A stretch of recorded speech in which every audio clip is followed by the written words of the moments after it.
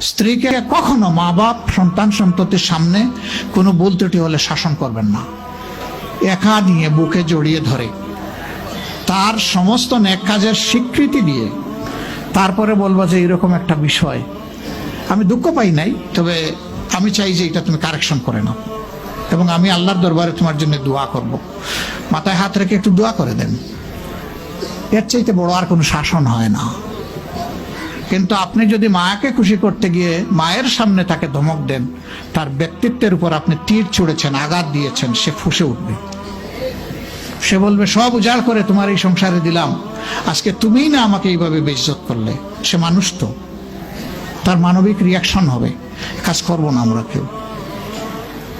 আমাদের জীবনের অংশ, আমাদের হাড়ের অংশ, আমাদের কলিজার অংশকে আমরা সেইভাবে সম্মান দিব ইনশাআল্লাহ। আমরা ভালোবাসবো সে আমার স্ত্রী, আমরা শ্রদ্ধা করবো সে আমার সন্তানের মা। স্ত্রী হিসাবে ভালোবাসা পাবে, মায়ের জাতি হিসাবে সে সম্মান পাবে। এই দুইটা ব্যালেন্স করে যদি আমরা চলি, গড় হবে জান্নাতের টুকরা ইনশাআল্লাহ।